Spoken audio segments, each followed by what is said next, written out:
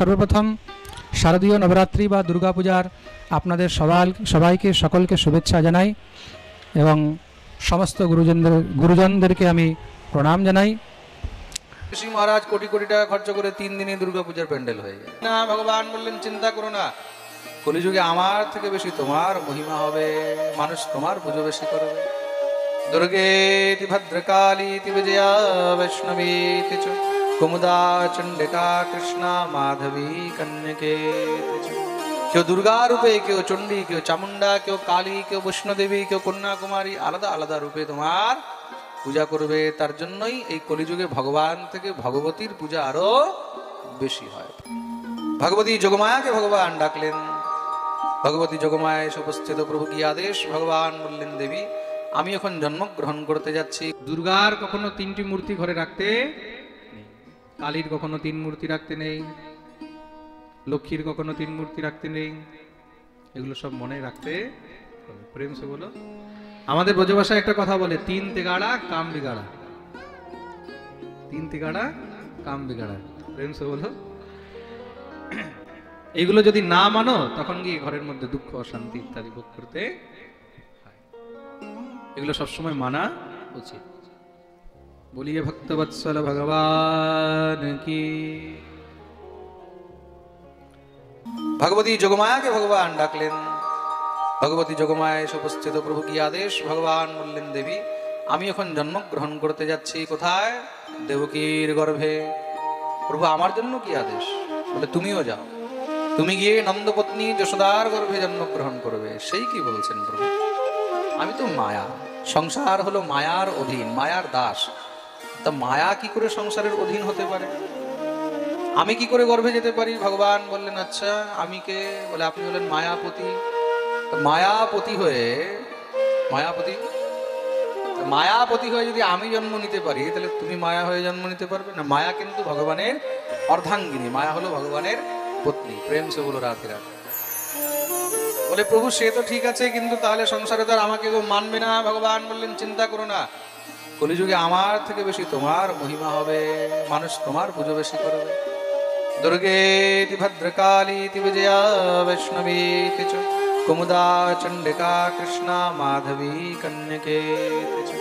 কেউ দুর্গা রূপে, কেউ চণ্ডী, কেউ চামুন্ডা, কেউ কালী, কেউ বৈষ্ণদেবী, কেউ কন্যাকুমারী, আলাদা আলাদা রূপে তোমার পূজা করবে। তার জন্যই এই কলিযুগে ভগবান থেকে ভগবতীর পূজা আরো বেশি হয়। প্রেম সে বলো রাধে রাধে। তার জন্য দেখবে একটা রাধা গোবিন্দ মন্দির তৈরি করতে 10 বছর লেগে যায়, তাই তো?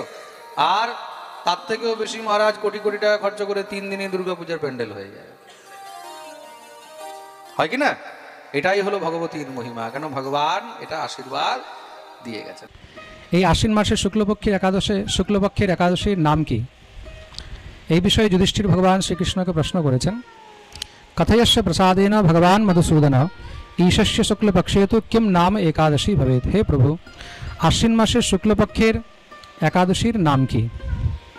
দেখেন, এই আশ্বিন মাসের শুক্লপক্ষেই কিন্তু শারদীয় নবরাত্র আরম্ভ হয়, যেটাকে আমরা দুর্গাপূজা বলি। তার জন্য সর্বপ্রথম শারদীয় নবরাত্রি বা দুর্গাপূজার আপনাদের সবাইকে সকলকে শুভেচ্ছা জানাই এবং সমস্ত গুরুজনদেরকে আমি প্রণাম জানাই। আর এই নবরাত্রির পরে যে একাদশী আসে, মানে দুর্গাপূজার পরে বিজয়া দশমী, তারপরে যে একাদশী, সেই একাদশীকেই আশ্বিন মাসের শুক্লপক্ষের একাদশী বলা হয়েছে। ভগবান শ্রীকৃষ্ণ অর্জুনকে উত্তর দিলেন, রাজন এই একাদশীর নাম হলো পাপাঙ্কুশা একাদশী। এই একাদশী পাপের মধ্যে অঙ্কুশ লাগায়। কেউ যদি জন্মার্জিত ধরেও অনেক পাপ করে থাকে, পাপ বলতে অনেক প্রকারের পাপ, নয়াতি নরকম ঘোরম নত্বা পাপহরম হরিম, এত পাপ যেই পাপে নরক ছাড়া আর দ্বিতীয় কোনো গতি নেই, সেই সমস্ত পাপও এই পাপাঙ্কুশা একাদশীর ব্রত করলে একদম নাশ হয়ে যায়। ব্রহ্মবৈবর্ত পুরাণে এই কথা লেখা রয়েছে। সমুদ্র মন্থন করো, তারপরে অমৃত কে পাবে কে পাবে না সেটা আমি দেখবো। তোমরা কর্ম করো, ফলের চিন্তা আমার উপরে ছেড়ে। এটা ভগবান অর্জুনকে বলেছিলেন, কর্মণ্যেবাধিকারস্তে মা ফলেষু কদাচন। আমরা কোনো কাজ করি না, তো সেই কাজ ফলের চিন্তা করে করি, তাই তো? আগেই ভাবি যে এটাতে লাভ কত হবে। কেন? আমরা সব হলাম স্বার্থী, আমরা সব স্বার্থী। স্বার্থ দেখে আমরা প্রেম করি, স্বার্থ দেখে ভালোবাসি, স্বার্থ দেখে সম্বন্ধ বানাই, তাই তো? ভগবান বললেন তোমরা কর্ম করো, ফলের চিন্তা করো না, ফল আমি দেব। দত্তদের কাছে গিয়ে সন্ধি করলেন। অনেক সময় কি হয়, প্রয়োজন হলে শত্রুর সঙ্গেও মিত্রতা করে নেওয়া উচিত। সন্ধি করেছেন, দত্তগণ সব রাজি হয়ে গেছে। কেন? অমৃত তো সবাইকে চাই, এই সংসারে সবাই অমর হতে চায়। এমন কেউ আছে যে মরতে চায় না? এমন কেউ আছে যে মরতে চায়? হ্যাঁ, আরে মহারাজ, মরা তো দূরের কথা, কেউ বুড়ো হতে চায় না। সবাই চায় যেন জোয়ান থাকে। শীত আসলেই দেখবে ডাবরের চবনপ্রাশ, হ্যাঁ, পতঞ্জলির চবনপ্রাশ, এই ভিটামিন ওই ভিটামিন সব শুরু হয়ে যায়, তাই না? একটু চুল সাদা হলেই দেখবে একদম মহারাজ সুপার বাসমল। আহা, সবাই জোয়ান হয়ে থাকতে চায়। এই সংসারে কেউ বৃদ্ধ হতে চায়, তাহলে মরতে কে চাইবে? সবাই চায় যেন আমরাও সুন্দর থাকি, জোয়ান থাকি। আজকাল তো মানুষ কত কিছু করে, ওই যে কি বলে প্লাস্টিক সার্জারি। সুন্দর থাকার জন্য, জোয়ান থাকার জন্য মানুষ প্লাস্টিক সার্জারি করে। দত্তরাও সব রাজি হয়ে গেছে। সমুদ্র মন্থন আরম্ভ হবে। এখন সমুদ্র মন্থন হবে কি দিয়ে? মন্দ্রাচল পর্বতকে নিয়ে আসলেন, বাসুকি নাগকে দড়ি বানিয়ে নিয়ে আসা হয়। একদিকে দেবতা, একদিকে দত্তরা দাঁড়িয়েছেন। সমুদ্র মন্থন আরম্ভ হয়েছে। দেখতেই দেখতে মহারাজ মন্থন করতে করতে মন্দ্রাচল পর্বত সমুদ্রে ডুবতে লাগলো। যখনই ডুবতে লেগেছে সবাই ভগবানের কাছে দৌড়েছে, হে প্রভু রক্ষা করো। ভগবান বললেন চিন্তা করো না, আমি আছি। দেখতে দেখতে ভগবান কি করলেন, বিশাল বড় একটি কচ্ছপ রূপ ধারণ করেছেন। কৃত্বা বপুহকাচ্ছপমদ্ভুতম মহৎ প্রবিশ্যতোয়ং গিরিমজ্জহার। কচ্ছপ রূপ ধারণ করে ভগবান সমুদ্রের মধ্যে প্রবিষ্ট হয়ে সেই বিশাল পর্বতকে নিজের পিঠের উপরে ধারণ করে নিলেন। এটা ভগবানের একটি অবতার হলো, নাম হলো কুর্ম অবতার। বলিয়ে কুর্ম ভগবান কি। 24 অবতারের মধ্যে এটাও একটি অবতার। কুর্ম কিন্তু অনেক বলবান হয়, মনে রাখবে। কচ্ছপ কিন্তু অনেক বলবান হয়, অনেক শক্তিমান হয়। এই পৃথিবীকে ধারণ করে রেখেছেন কে? পৃথিবী ইত্যাদি যত 14 লোক রয়েছে, এগুলোকে ধারণ করে রেখেছেন কে? অনন্তদেব। খুব মন দিয়ে শুনবে কিন্তু। এই যে 14 ভুবন, পৃথিবী ইত্যাদি যে 14 লোক, এগুলোকে কে ধারণ করে রেখেছেন? অনন্তদেব। শুধু পৃথিবী নয়, এরকম অনন্ত কোটি ব্রহ্মাণ্ডকে তিনি নিজের মাথার উপরে ধারণ করে রেখেছেন। আর অনন্তদেবকে কে ধারণ করে রেখেছেন? অনন্তের নিচেও তো কিছু আছে। পৃথিবী তো এখানে, মাটি তো এখানে, তা অনন্তের নিচে তো আর কোনো মাটি নেই। তা অনন্তকে কে ধারণ করে রেখেছেন? অনন্তকে ধারণ করে রেখেছেন কুর্ম ভগবান। কে ধারণ করে রেখেছেন? স্বয়ং ভগবান কুর্ম রূপে অনন্তকে নিজের উপরে ধারণ করে রেখেছেন। তার জন্য যখন পৃথিবীর পুজো করা হয়, তখন ভূমি পূজন করতে হলে, যখন আপনি গৃহ পূজন করেন বা গৃহপ্রবেশ করেন, যখন ভূমি পুজো করা হয়, ভূমি পুজোর সময় সেখানে ভূমির সঙ্গে অনন্ত আর কুর্মের পুজো অবশ্যই করা উচিত। মন্ত্র রয়েছে, ওম পৃথিবী কুর্ম অনন্ত দেবতাভ্যো নমঃ। যখন আসনে বসা হয়, আপনি যখন জপ করতে বসবেন, বাচ্চাগুলোকে বসাও, মারা ডিস্টার্ব করবে না, বসাও নিজের কাছে। এই বাচ্চাটা কার? এটাকে বসাও। খুব মন দিয়ে শুনবে। আপনি যখন জপ করতে বসছেন, তা জপের সময় আসন শুদ্ধি করতে হয়। তা আসন শুদ্ধির মন্ত্র,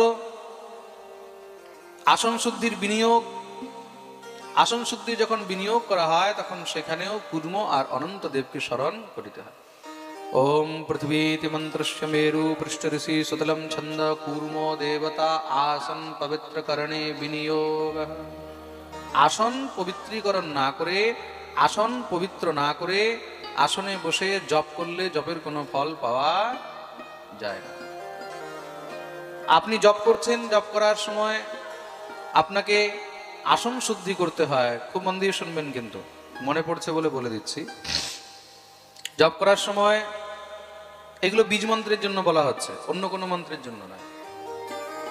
হরিনাম ইত্যাদি জপ করার জন্য এসবের কোনো প্রয়োজন নেই। আপনি যে মহামন্ত্র জপ করছেন, হরে কৃষ্ণ কৃষ্ণ কৃষ্ণ হরে হরে, হরে রাম রাম রাম হরে হরে ইত্যাদি, এসব মহামন্ত্র জপের জন্য এসবের কোনো প্রয়োজন নেই। করলে ভালো, কিন্তু না করলেও কোনো অসুবিধা নেই। কিন্তু আপনি যখন বীজ মন্ত্র জপ করবেন, আপনি যখন কোনো বৈদিক মন্ত্র জপ করবেন, কোনো কার্যসিদ্ধির জন্য কোনো মন্ত্র জপ করবেন, যে আমার এই কাজটা যেন হয়ে যায়, সকাম সিদ্ধির জন্য যখন আপনি কোনো মন্ত্র জপ করবেন, তখন আপনাকে এসব নিয়ম ইত্যাদি পালন করিতে হইবে। অঙ্গন্যাস করতে হবে, করন্যাস করতে হবে, আসন শুদ্ধি করতে হবে, বিনিয়োগ করতে হবে। তৎপশ্চাৎ গিয়ে আপনি জপ আরম্ভ করিবেন। প্রাণায়াম ইত্যাদি অনেক প্রকারের নিয়ম রয়েছে, এগুলো নিজের নিজের গুরুদেবের কাছে আপনারা সব জেনে নিতে পারবেন। আলাদা আলাদা গুরুদেবদের আলাদা আলাদা কিছু মত হতে পারে। প্রেম সে বলো রাধে রাধে। কিন্তু শাস্ত্রীয় পদ্ধতি অনুসারে আপনাকে যেই কোনো বৈদিক মন্ত্র জপ করতে হলে, বীজ মন্ত্র জপ করতে হলে, তখন আসন শুদ্ধি, বিনিয়োগ ইত্যাদি করা উচিত। ওম পৃথিবীত্বয়া ধৃতা লোকা দেবী ত্বম বিষ্ণুনা ধৃতা ত্বম চ ধারয় মাম দেবী পবিত্রম কুরুচাসনম। আসন পবিত্রীকরণ করলেন, তৎপশ্চাৎ আচমন করলেন। আচমন করে শিখা বন্ধন করতে হয়। কি বন্ধন করতে হয়? শিখা বন্ধন। শিখা বন্ধন না করলে তখন মহারাজ সেই সমস্ত জপের ক্রিয়া ইত্যাদি বিফল হয়ে যায়। এবার অনেকে বলবে, মহারাজ যে আমাদের তো শিখাই নেই। যাদের শিখা নেই, এবার ঘরে গিয়ে মুন্ডন করো আর শিখা রাখো। সনাতন ধর্ম অবলম্বী প্রত্যেক হিন্দুর মাথায় শিখা অবশ্যই থাকা উচিত। জপে বসলে শিখা বন্ধন করতে হবে। শিখা বন্ধন ছাড়া জপে বসার নিয়মই নেই, বিধানই নেই। বলছে কোন স্ত্রী জাতি যখন জপে বসবে, স্ত্রী জাতি যখন জপে বসবে, স্ত্রী জাতির জপে বসার সময় তখন 3 আঙ্গুল পরিমাণ কেশ মানে চুল ধরে সেটাকে তখন শিখার মতন বন্ধন করে তখন গিয়ে জপে বসবেন। স্ত্রী জাতির জন্য বিধান রয়েছে। স্ত্রী জাতির তো এমনিতেই চুল লম্বা থাকে, হ্যাঁ। শিখা বন্ধন করে তৎপশ্চাৎ এবার আপনি আচমন ইত্যাদি পবিত্রীকরণ, অপবিত্র পবিত্র বা সর্বাবস্থাঙ্গত পিবায় স্মৃত পুণ্ডরীকাক্ষং সবায়াভ্যন্তর শুচি, হ্যাঁ, ইত্যাদি মন্ত্রের দ্বারা পবিত্র হয়ে তৎপশ্চাৎ গিয়ে আপনি জপে বসবেন। জপে বসতে হলে তখন আপনাকে স্নান করেই বসা উচিত। দেব পূজা, বিগ্রহ পূজা এবং জপ ইত্যাদি করিতে হলে তখন স্নান করেই করা উচিত। তিলক ইত্যাদি করতে হলে তখন স্নান করেই তিলক ইত্যাদি করা উচিত। বলিয়ে ভক্তবৎসল ভগবান কি। পাঠের মাধ্যমে যতটুকু পারি আমি বলে দিই, তার জন্য সব ভক্তরা দৌড়ে আসে। মহারাজের পাঠে গেলে কিছু না কিছু তো পাবোই। প্রেম সে বলো রাধে রাধে ইত্যাদি এই নিয়মগুলোকে অবশ্যই পালন করা উচিত। এই প্রকার ভগবান কুর্মরূপ ধারণ করে মন্দরগিরি পর্বতকে, মন্দাচলকে নিজের পৃষ্ঠভাগে স্থাপিত করলেন। আবার মহারাজ দেখতে দেখতে সমুদ্র মন্থন আরম্ভ হয়েছে। সর্বপ্রথম তার মধ্যে থেকে কি বেরোলো? হলাহল বিষ। সেই কি বিষের জ্বালা কেউ আর দাঁড়াতে পারছে না, দৌড়ে গেলেন ভগবানের কাছে। হে গোবিন্দ রক্ষা করো। ভগবান বললেন, ভাই এবার আমি কিছু পারবো না। কেন? বলে এটা আমার ডিপার্টমেন্টের বাইরে। আমি হলাম মাখন মিশ্রি খাওয়ার লোক, বিষটি আমার ডিপার্টমেন্টে নেই। তাহলে বলে এটা তো একজনই দেখে। প্রত্যেক জিনিসের ডিপার্টমেন্ট আলাদা আলাদা আছে না, হ্যাঁ। ইলেকট্রিক ডিপার্টমেন্ট আলাদা, হ্যাঁ, মেডিকেল ডিপার্টমেন্ট আলাদা। তো ভগবান বললেন এই ডিপার্টমেন্ট একজনই দেখে। বলে কে? দেবাধিদেব। বলে চলে যাও। সবাই মহাদেবের কাছে দৌড়ে গিয়ে উপস্থিত দিব্য স্তুতি আরম্ভ করলেন। দেব দেব মহাদেব, দেব দেব মহাদেব, দেব দেব মহাদেব, দেব দেব মহাদেব, ভূতাত্মন ভূত ভাবনা, ভূতাত্মন ভূত ভাবনা,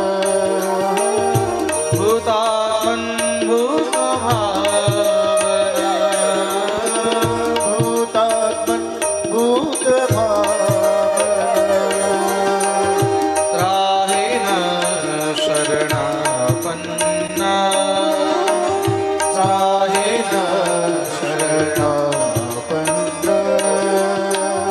त्रैलोक्य दहना द्वेषा त्रैलोक्य कहना दिशा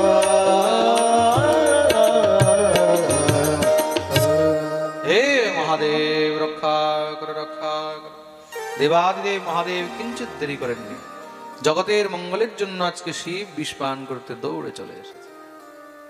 আহা, এখন অমৃত পান করার জন্য সবাই তৈরি হয়ে বসে আছে, কিন্তু বিষ কেউ ছুতেও আসেনি। মহাদেব দৌড়ে এসে সমস্ত বিষকে অঞ্জলির মধ্যে নিয়ে পান করে নিলেন।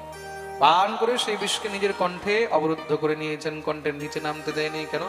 আমার হৃদয়ে তো প্রাণ গোবিন্দ বসে রয়েছে, আর এই বিষ যদি তাকে স্পর্শ হয় সে তো আর সহ্য করতে পারবে না। তার জন্য তিনি বিষকে কণ্ঠে অবরুদ্ধ করে নিলেন, যার কারণে কণ্ঠ নীল হয়ে গেল। মহাদেবের নাম হলো নীলকণ্ঠ। বলিয়ে নীলকণ্ঠ মহাদেব কি জয়। আবার পুনরায় সমুদ্রের মন্থন আরম্ভ হয়েছে। দেখতেই দেখতে তার মধ্যে থেকে সর্বপ্রথম ভগবতী কামধেনু বেরিয়েছে। কামধেনু গায়, সেই কামধেনু গায়কে ঋষিগণ নিজের কাছে রাখলেন। উচ্চশ্রবা নামক ঘোড়া বেরোলো, তাকে দত্তরাজ বলি নিজের কাছে রাখলেন। ঐরাবত হাতি বেরিয়েছে, সেই হাতিকে দেবরাজ ইন্দ্র নিজের কাছে রাখলেন।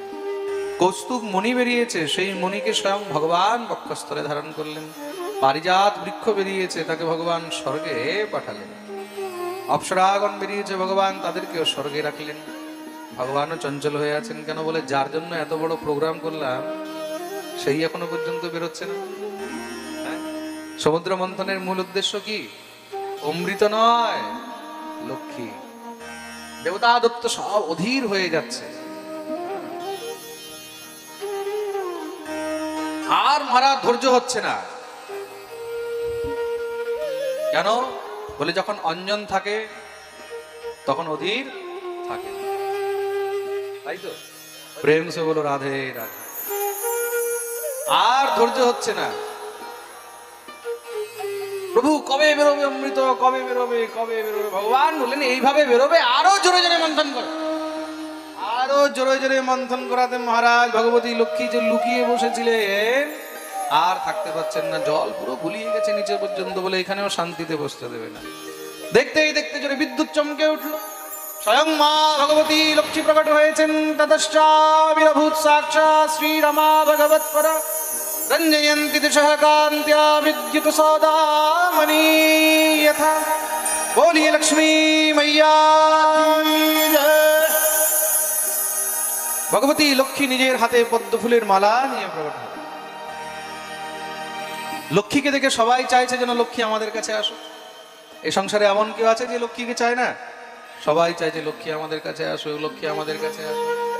কিন্তু ভগবতী লক্ষ্মী কার কাছে যাবেন? লক্ষ্মী দেখলেন দেবতাদের দিকে। দেবতাদের সামনে গিয়ে লক্ষ্মী মনে মনে বিচার করছেন, দূর, দেখতে খুব সুন্দর, সবকিছু ঠিক আছে, কিন্তু এদের কোনো বিশ্বাস নেই, এদের চাল চরিত্র ভালো নেই। সুরা সুন্দরীর মধ্যে লীন হয়ে থাকবে, এদের চেয়ারের নাটবল্টগুলো খুব ঢিলা থাকে। কোন সময় আক্রমণ করে দেবে দত্তরা, আবার পালিয়ে বেড়াবে। আমি এদের সঙ্গে সঙ্গে কোথায় পালাবো? না না না, এদের কাছে যাওয়া যাবে না। দত্তরা বলবান আছে, বুদ্ধিমানও আছে, কিন্তু খুব নোংরা থাকে, আচার আচরণ ঠিক নেই, অনাচারী, দুরাচারী, ব্যভিচারী। যারা অনাচারী দুরাচারী লক্ষ্মী তাদের কাছেও। আপনি যদি নোংরা থাকেন, লক্ষ্মী আপনাকেও কিন্তু ঠেলে দিয়ে চলে যায়। ঋষিমুনি জ্ঞানী আছে, গুণী আছে, সুন্দর আছে, কিন্তু মহাক্রোধী। কোন সময় যে রাগ উঠলে কাকে ভস্ম করে দেবে, কাকে পাথর বানিয়ে দেবে, কোনো গ্যারান্টি নেই। তো বলে ক্রোধীর কাছে লক্ষ্মী বেশি সময় থাকে না। দেখুন, লক্ষ্মী হলো চঞ্চলা। লক্ষ্মী সামনে সবারই যায়, কাছে সবার যায়, কিন্তু পার্মানেন্ট কারোর কাছে। প্রেম সে বলো রাধে রাধে।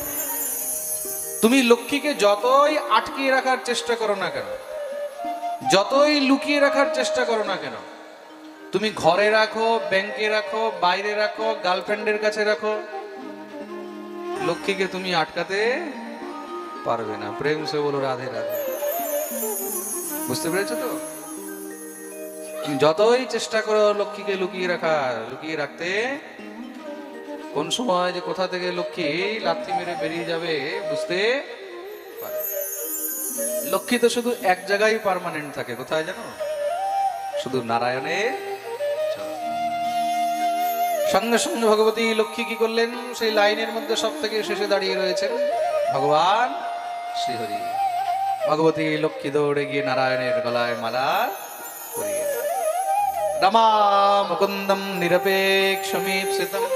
লক্ষ্মী নারায়ণের ছিলেন, নারায়ণের আছেন আর নারায়ণেরই। বলি লক্ষ্মী নারায়ণ ভগবান কি জয়।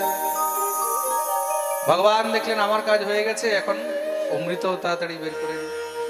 দেবতা দত্তরা মিলে আবার মন্থন করলেন। দেখতেই দেখতে তার মধ্যে থেকে স্বয়ং ভগবান ধন্বন্তরী রূপ ধারণ করে অমৃতের কলস হাতে নিয়ে প্রকট হলেন।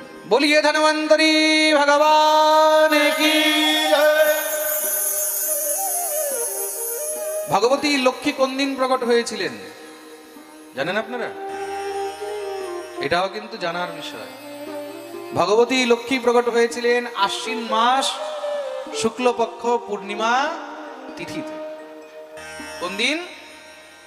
আশ্বিন মাস শুক্লপক্ষ পূর্ণিমা তিথি, যেদিন আমরা পূজা করি, লক্ষ্মী পূজা করে থাকি। প্রেম সে বলো, জোর সে বলো, আরো জোরে। মানে শরৎ পূর্ণিমার দিন। বলি লক্ষ্মী মাইয়া কি। আর ধন্বন্তরী ভগবান কোন দিন প্রকট হয়েছে? কার্তিক মাস কৃষ্ণপক্ষ ত্রয়োদশী তিথিতে। কোন দিন প্রকট হয়েছেন? কার্তিক কৃষ্ণপক্ষ ত্রয়োদশী, যেটাকে ধনত্রয়োদশী বা ধনতেরস বলা হয়। যখনই অমৃতের কলস নিয়ে বেরিয়েছেন, সঙ্গে সঙ্গে মহারাজ দত্তগণ ঝাপটা দিয়ে অমৃতের কলস নিয়ে পড়াতে লাগলো। দেবতাগণ ভগবানের কাছে কাঁদছে, প্রভু আপনার সামনে এত বড় অত্যাচার হলো, এত বড় অনাচার। ভগবান বললেন চিন্তা করো না, এই সংসারে মানুষ সুখ সম্পত্তি বৈভব অর্জন করতে পারে, কিন্তু আমার কৃপা ছাড়া সেগুলো ভোগ করতে পারে। ভগবান এমন লীলা করেছেন, দত্তদের মধ্যেই কলহ শুরু হয়ে গেছে। কলহ কিসের? একজন বলছে আগে আমি খাবো, একজন বলছে তুই না, আগে আমি খাবো, আগে আমি খাবো। অহম পূর্বম ন ত্বম ন ত্বমিতি প্রভু। তুই না, আগে আমি, আগে আমি। ইতিমধ্যেই ভগবান খুব সুন্দর একটি রূপ ধারণ করলেন। কি রূপ? আজকে মোহন মোহিনী হয়েছে। কি হয়েছেন? মোহিনী। বলিয়ে মোহিনী ভগবান কি জয়। ভগবান মোহিনী রূপ ধারণ করে যখন দত্তদের সামনে দিয়ে যাচ্ছেন, মোহিনী ভগবানকে দেখেই সমস্ত দত্তগণ মোহিত হয়ে গেল। লড়াই ঝগড়া সব বন্ধ হয়ে গেল। মোহিনীকে তারা ডাকছে, দেবী দেবী দেবী দেবী, কৃপা করে একটু দাঁড়াও দাঁড়াও। কি হয়েছে দেখো না, আমাদের মধ্যেই অমৃত নিয়ে একটু কলহ শুরু হয়েছে। কলহের কারণ কি? বলে আমাদের মধ্যে নির্ণয় হচ্ছে না যে কে আগে অমৃত পান করবে। বলে তাহলে আমার কাছে কি চাও? বলে দেখুন দেবী, তোমাকে দেখে আমাদের সব কলহ শান্ত হয়ে গেল। যদি তুমি নিজ হস্তে আমাদেরকে অমৃত পরিবেশন করে দাও, তাহলে আমাদের মধ্যে আর কোনো কলহ হবে না। ভগবতী মোহিনী বললেন, দেখো আমি দিতে পারি, কিন্তু আমার একটি শর্ত রয়েছে। বলে কি?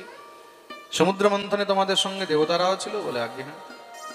তা দেখো, শুধু তোমাদেরকে অমৃত দিলে জগতে আমার খুব বদনামি হবে, সবাই আমার নিন্দা করবে, বলবে মোহিনী পক্ষপাত করেছে। তাহলে বলে তোমরা যদি দেবতাদেরকে ওইখানে নিমন্ত্রণ করে ডাকো, তাহলে আমি দুইজনকেই নিজ হস্তে অমৃত পান করাবো। ভগবান যা বলছেন দত্তরা তাই করে যাচ্ছে।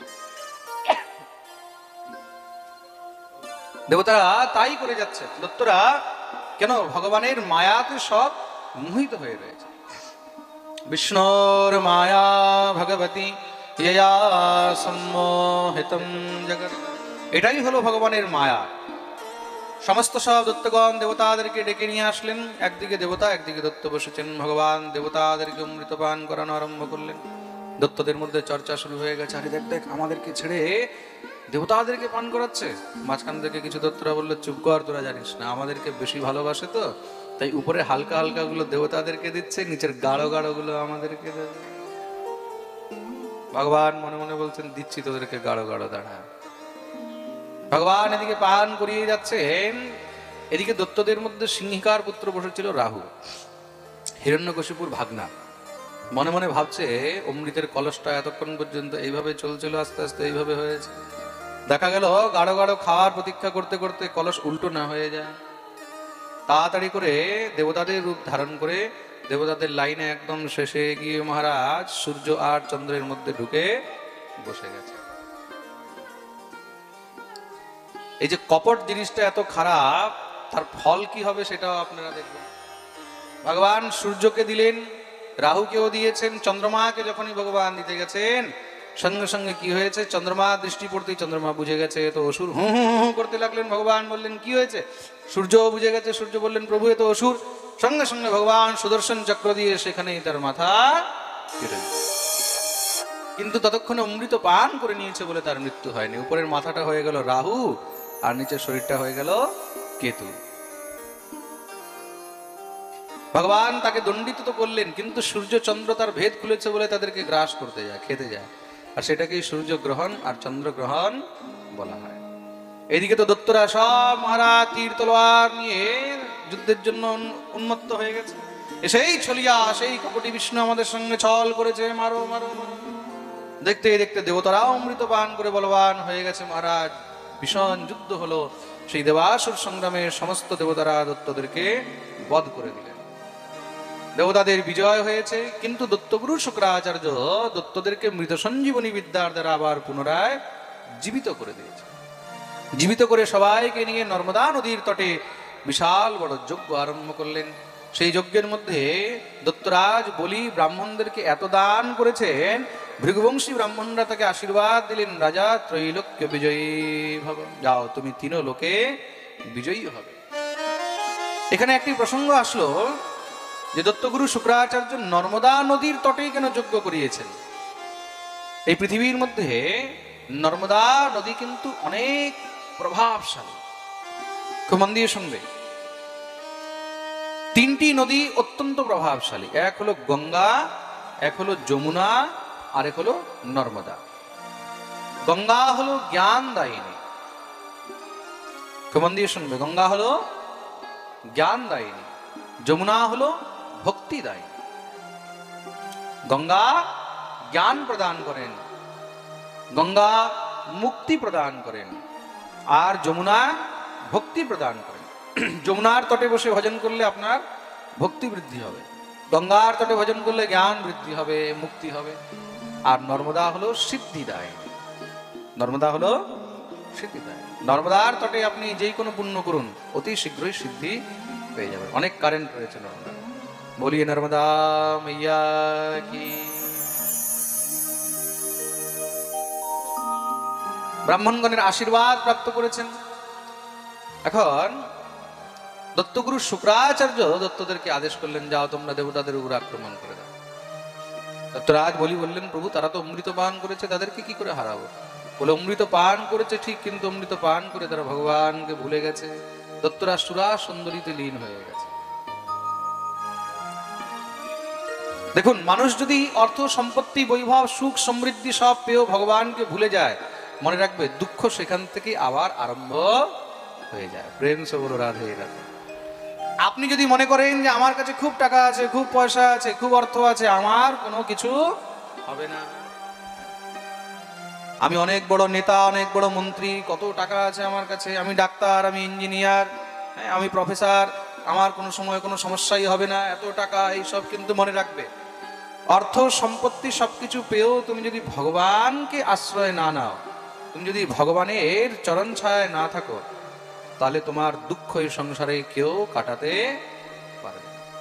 সুখ সম্পত্তি বৈভব অর্থ সব কিছু পেয়েও কিন্তু জীবনে শান্তি পাওয়া যায় না। শান্তি একমাত্র গোবিন্দের চরণেই রয়েছে।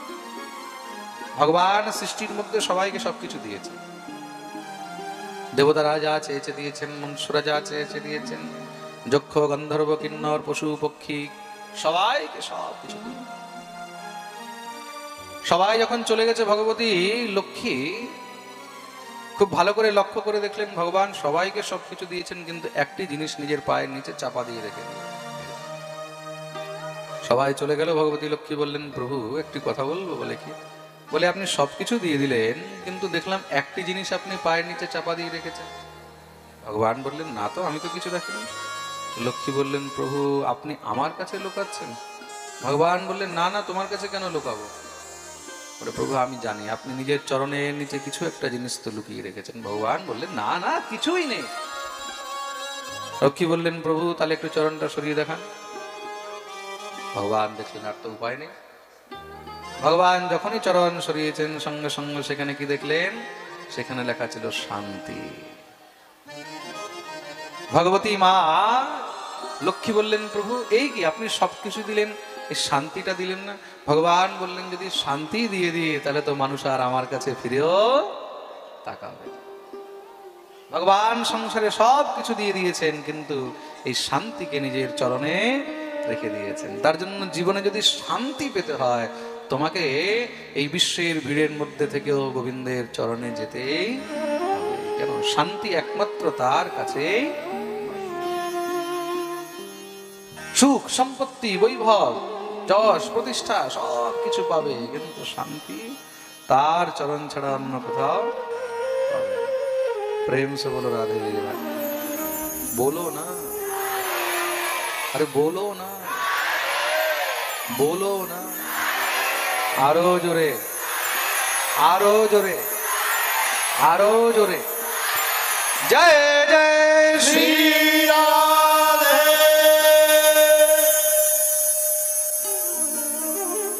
ভগবতী যোগমায়া যশোদার গর্ভে আসলেন, ভগবান দেবকীর গর্ভে এসেছেন। কংস জানতে পেরে তাড়াতাড়ি করে দেবকী বসুদেবকে কারাগৃহে বন্দী করে দিয়েছে। সমস্ত সব দেবতাগণ ভগবানের স্তুতি করতে এসেছেন। কেন? ভগবানকে গর্ভে কেমন দেখা যায়, এটাকে গর্ভস্তুতি বলা হয়েছে। স্বাগতম কৃষ্ণ সুস্বাগতম কৃষ্ণ स्वागतं कृष्ण सुस्वागतं कृष्ण स्वागतं कृष्ण सुस्वागतं स्वागतं कृष्ण स्वागतं कृष्ण स्वागतं सुस्वागतं शरणागतो कृष्ण स्वागतं सुस्वागतं शरणागतं कृष्ण সবাই যেন হাত উপরে করে তালি সেবা করে ভগবানের স্বাগত। शरणागतं कृष्ण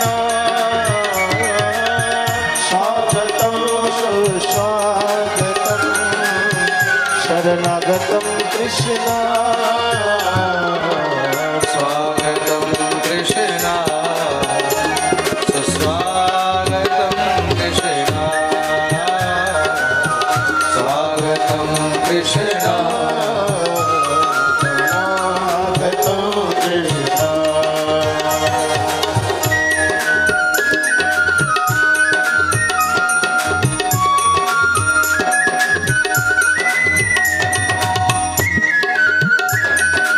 बोलिए भक्तवत्सल भगवान की। सत्यव्रतं सत्यपरं त्रिसत्यं सत्यस्य योनिं निहितं च सत्ये सत्यस्य सत्यमृतसत्यनेत्रं सत्यात्मकं त्वां शरणं प्रपन्ना स्वागतं कृष्ण स्वागतं कृष्ण स्वागतं कृष्ण स्वागतं कृष्ण शरणागतं कृष्ण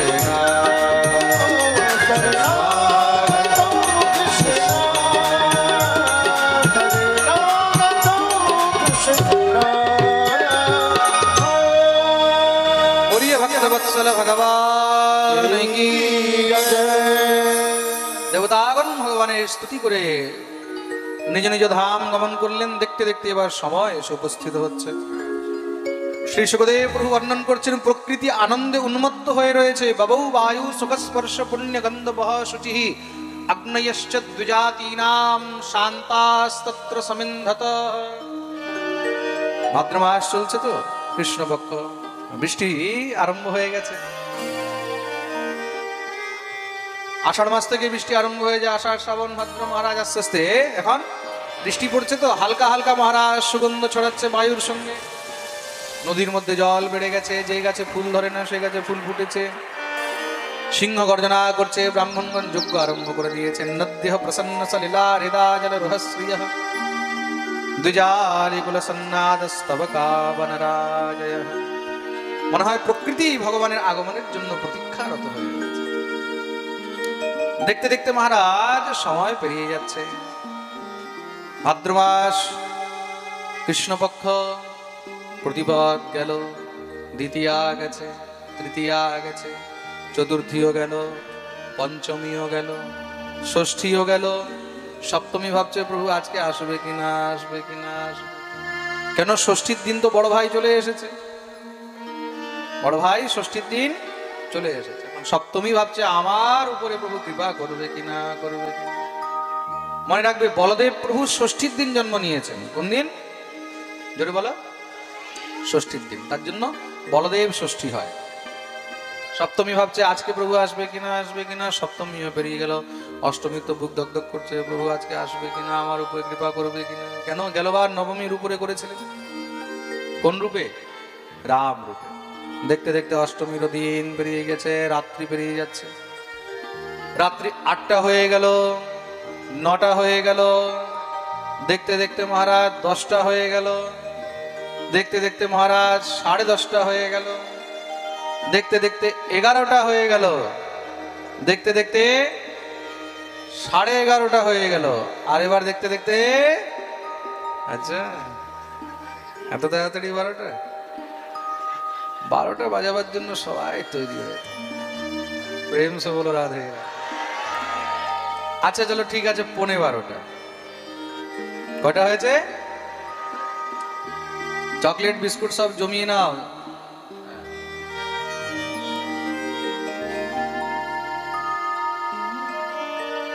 পৌনে 12টা হয়েছে, কিন্তু 15 মিনিট বাকি আছে। এবার হয়ে গেল 11:50, 11:55।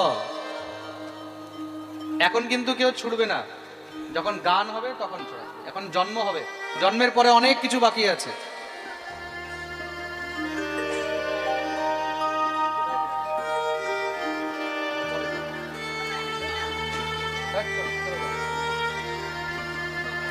এবার হয়ে গেছে 11:55। এবার হয়ে গেল, আচ্ছা আচ্ছা চলো ঠিক আছে, 11:56। এবার হলো 57, এবার 58, এবার 59, আর এবার আচ্ছা এত তাড়াতাড়ি 60 হবে না। এখনো হয়নি, কিছু হয়নি এখনো।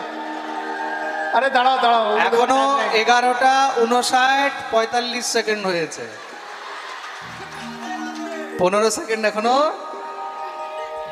इंतजार का फल मीठा होता है, इसलिए जरा इंतजार का मजा लीजिए। प्रेम से बोलो राधे राधे। 5 সেকেন্ড বাকি আছে কিন্তু। কে কে চায় ঠাকুর তাড়াতাড়ি আসুক? সবাই? তাহলে প্রেম সে বলো, জোর সে বলো, আরো জোরে। দেখো আমাদের ব্রজবাসীরা বলে রাধে রাধে रटो चले आएंगे Bihar. Now the countdown is begin. 5, 4, 3, 2, बोलो वृंदावन बिहारी लाल की जय। समत खतम माल कदम मुझे क्षणं चतुर्भुजं शंख गदार यदा यधम श्रीवत्स लक्ष्मण शोभितस्वं पीताम्बरं सांद्रपयोध सौभग। बोलिए वृंदावन बिहारी लाल की। ভগবান চতুর্ভুজ রূপ ধারণ করে প্রকট হয়েছেন। দেবকী বসুদেব দিব্য স্তুতি করলেন। ভগবান বললেন চিন্তা করো না, অতি শীঘ্রই আমি ছোট্ট শিশু হয়ে যাব।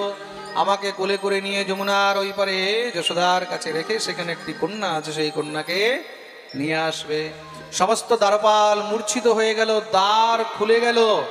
বসুদেব সেই পুত্রকে কোলে নিতেই মহারাজ হাতে পায়ের বন্ধন খুলে গেছে।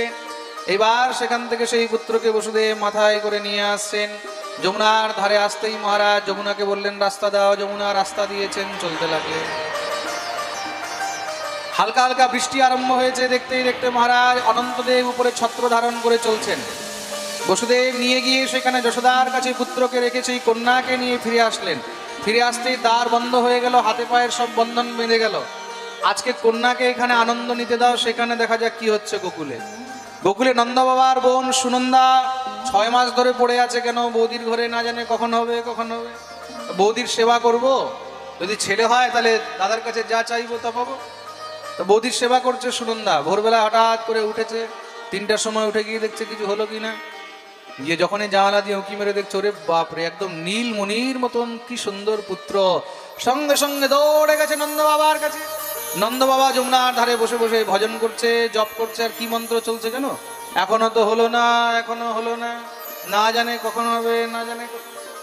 সুনন্দা দৌড়ে গিয়ে বলছে, বাবা হয়ে গেছে। আরে কি হলো বলবি তো? বলে আগে বল, যা চাইবো দিবি। নন্দ বাবা বললো ঠিক আছে দেবো। কি চাই? বলে বৌদির 9 লাখা হারটা দিয়ে দিস। বলে ঠিক আছে দিয়ে দেবো। হলো কি? বলে বাবা তেরে লালা भयो হে, বলিয়ে নন্দ কে লালা কি জয়। শুনেই তো নন্দ বাবা একদম লাফ দিয়ে উঠেছে মহারাজ। 80 বছরের বুড়ো যা লাফ দিয়েছে মনে হচ্ছে পৃথিবী কেঁপে যাবে। বুড়ো বয়সে বাচ্চা হলে যে কি আনন্দ হয় এটা নন্দ বাবাই ভালো করে। নন্দ বাবা দৌড়ে আসলেন মহারাজ। সঙ্গে সঙ্গে সব ব্রজবাসীদেরকে এক এক করে নিমন্ত্রণ করা হয়েছে। সব ব্রজবাসীরা এক এক করে আসছে। দিব্য ঠাকুরের জন্মোৎসবের আনন্দ আরম্ভ হয়েছে। আমরাও জন্মোৎসবে আনন্দ করব। সবাই মিলে একটু বাবার মাকে বধাই দিয়ে দিই। হ্যাঁ, কে কে বধাই দেবে? বধাই দিলে বধাই পাবে। তা আমার পিছনে পিছনে জোরে বলবে, বলো বাবা বধাই হো।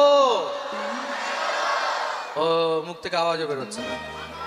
जोरे बोलो बाबा बधाई हो, यशोदा मैया बधाई हो, नंद बाबा बधाई हो। बोलिए नंद के लाला की जय। नंदलालকে নিয়ে আসছে। নন্দলালের এখানে পুজো হবে আর সবাই মিলে বধাইয়ের আনন্দ নেবে। আর সবাইকে খুব ভালো করে বলে দিই, সবাই মন দিয়ে শুনবে। যারা যারা সোনা গয়না পরে এসেছে ভালো করে ঢেকে নেবে, ভালো করে গুছিয়ে নেবে, ভালো করে সাবধান হয়ে যাবে। এখন নাচানাচি হবে, লুটালুটি হবে, মনে রাখবে নলে হরিলুট হয়ে যাবে। আসুন সবাই মিলে বধাইয়ের আনন্দ নেব। আর আজকে এই বধাইয়ের সঙ্গেই কৃষ্ণ জন্মের সঙ্গেই এই চতুর্থ দিবসের কথাকেও বিশ্রাম দেওয়া হবে। কালকের পাঠে ভগবানের বাল্যলীলা, মাখনচুরি লীলা, গিরিরাজ গোবর্ধন ধারণ লীলা। কালকে ঠাকুরের 56 ভোগ লাগানো হবে। আপনারাও নিজের সঙ্গে মিষ্টি, নিজের সঙ্গে ফল টল ইত্যাদি আনতে পারেন। ওইগুলো এখানে ঠাকুরকে ভোগ লাগানো হবে, পরে আপনাদেরকে বিতরণ করা হবে। আসুন সবাই মিলে কি বলছেন? नंद के आनंद भयो जय कन्हैया लाल। हाथी दीने घोड़ा दीने और दीने और की। हे नंद के आनंद भयो जय कन्हैया लाल की।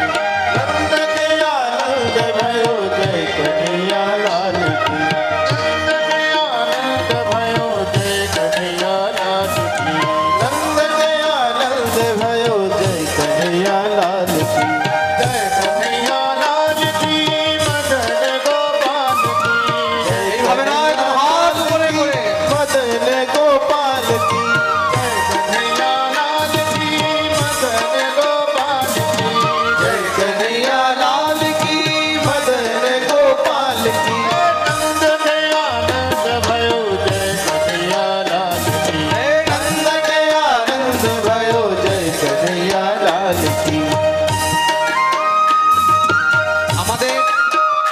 কমিটির যত মেম্বাররা রয়েছে ছোট ছোট ঝুড়ির মধ্যে চকলেট খেলনা নিয়ে ভক্তদের মাঝে মাঝে চলে যাওয়া গ্যালারির মধ্যে। আর একদম শেষ পর্যন্ত চলে যাবে 4-5টা ঝুড়ি নিয়ে পিছনের দিকে ছিটাবে, সামনের দিকে কেউ ছিটাবে না, না হলে পিছনের ভক্তরা পাবে না। যাও চলে যাও, তাড়াতাড়ি যাও, 4-5টা ঝুড়ি নিয়ে একদম পিছনের দিকে চলে যাও।